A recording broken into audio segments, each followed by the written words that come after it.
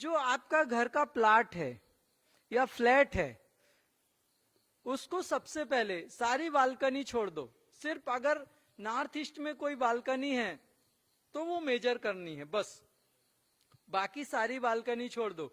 अगर आपके घर में कोई बालकनी बाहर निकली हुई है जो नॉर्थ ईस्ट की तरफ नहीं है, आपको यंत्र लगा के उस बालकनी को पूरा एनर्जी कट करनी है और वहां बालकनी को कम से कम यूज करें, या तो ब्लॉक कर दें, बंद कर दें अरवाली लगा के, तो ज्यादा बेटर है।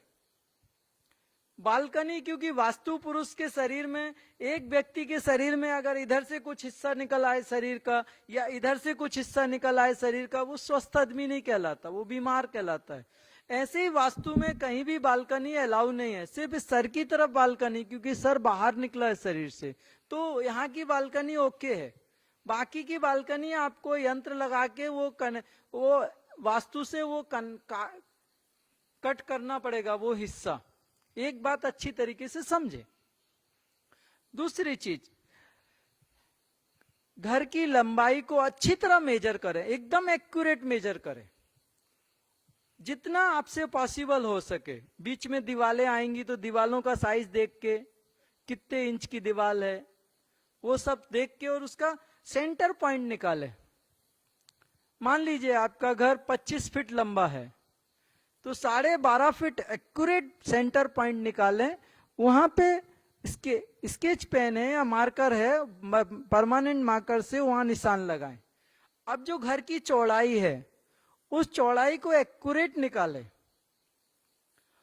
और जहां लंबाई और चौड़ाई का क्रॉस पॉइंट आता है, उस क्रॉस पॉइंट पे कंपास रखें। उस क्रॉस पॉइंट पे कंपास रखेंगे बिल्कुल मध्य में, तो आपके घर में ईस्ट किधर है, वेस्ट किधर है, नॉर्थ किधर है, साउथ किधर है, पूरा आएगा। अगर आप यहां चूक गए तो आपका वास्तु पूरा गलत होगा, रिजल्ट नहीं आएगा, जैसा चाहिए वैसा नहीं आएगा। यहां मत चूकना। सब कुछ करने के बाद भी आपका कुछ फायदा नहीं होगा, यहां मत चूकिए। उसके लिए मैंने एक कंपास बनाया है।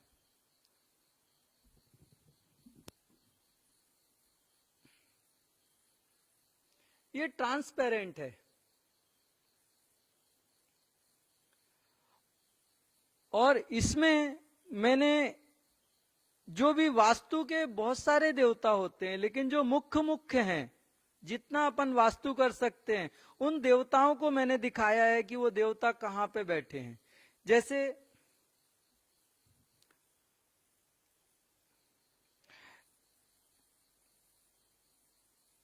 ये जो हिस्सा है, ये पश्चिम का है और ये उत्तर का है। ये वेस्ट है और ये नॉर्थ है, तो ये नॉर्थ वेस्ट हो गया।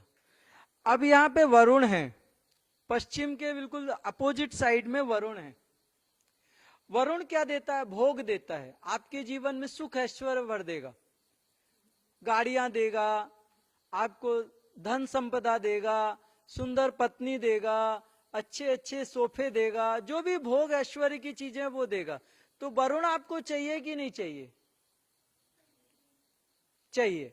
तो यहां पे मोस्टली कोशिश हम करते हैं कि ये हिस्से में जहां तक वरुण है उतने में खिड़की रखी जाए, खुला रखा जाए, वहां कोई अलमारी ना रखी जाए, क्योंकि वो वरुण को मेरे को जागृत रखना है। ये अच्छा देवता है, ये भोग देने वाला है, हमें चाहिए, इसलिए जगह को मैं खाली रखूंगा, खुला रखूंगा, विंडो उधर पे ओपन रखूंगा, वहां पे सोफे नहीं रखूंगा, कुछ नहीं रखूंगा, साफ रखूंगा, रोशनी से भरपूर रखूंगा।